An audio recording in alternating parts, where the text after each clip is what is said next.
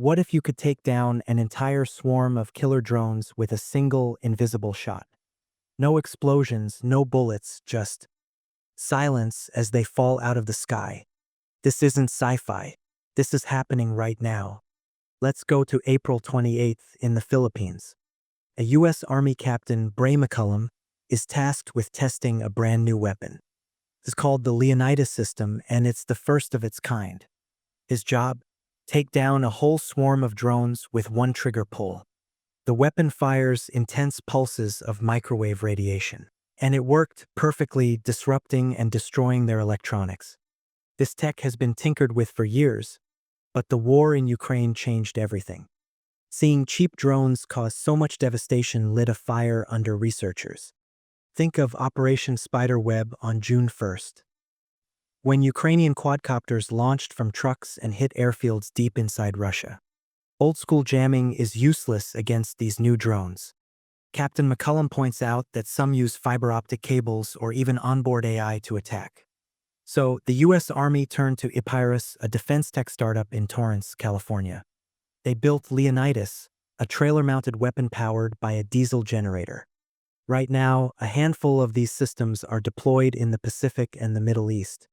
The Army is quiet on the exact range, but the Epirus CEO, Andy Lowery, says it's several hundred meters. And a new version, coming this summer, will push that range to over a kilometer. This new model can also be powered by a roughly 300-kilogram battery pack. Now, here's how it works. It's not about frying the circuits like a steak. Instead, the microwaves create a flood of electromagnetic noise. As Lowery explains, the drone's own electronics can no longer hear themselves think. The result is total confusion and a one-way ticket to the ground. But it's not cheap to get started.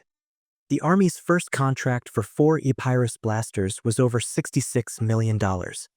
For that price, you could buy about half a dozen brand new Abrams tanks. The upside? The ammo is just electricity. It's incredibly cheap to fire. And Epirus isn't the only company in this new arms race. Thales, a European giant, has the RapidDestroyer built into a container on a truck. In mid-April, the British Army tested it in Wales and downed drone swarms with near-instant effect. Then there's Leidos, a defense firm in Virginia. They're building a system for the Air Force Research Laboratory called Mjölnir. Yes, like Thor's hammer. Its specs are classified, but its job is to screw up microchips at useful distances. They're even designing a smaller version that 2 soldiers could carry. And the big players are here too. RTX has Phaser for short ranges and Chimera for long ranges. Lockheed Martin is refining Morpheus, a 14-kilogram drone that hunts other drones. It flies into an enemy swarm, unleashes its microwave blasts, and then flies back home. Naturally, drone designers are racing to create countermeasures. Richard Fisher, from a think tank in Maryland, says they're trying reflective metal shielding. But that's not a perfect solution. For one, microwaves will still heat up those reflective surfaces, potentially cooking the drone anyway. And two, microwaves can still hit antennas or camera lenses, creating damaging electrical currents. Mjölnir can even change its microwave frequency to slip through gaps in the shielding. So what's the secret sauce?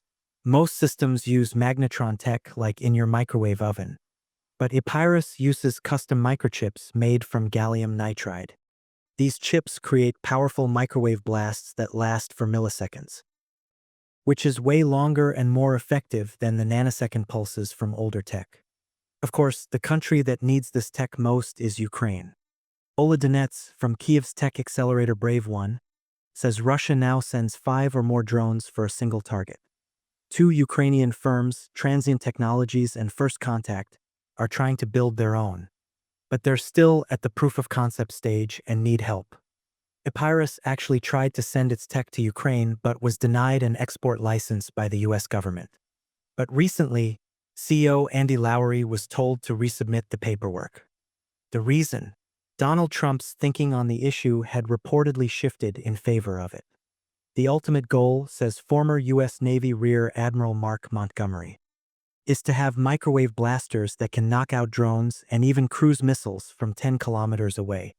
For now, though, these microwave cannons are becoming a powerful and very real last line of defense. If you like what you see, hit that like button and subscribe for more.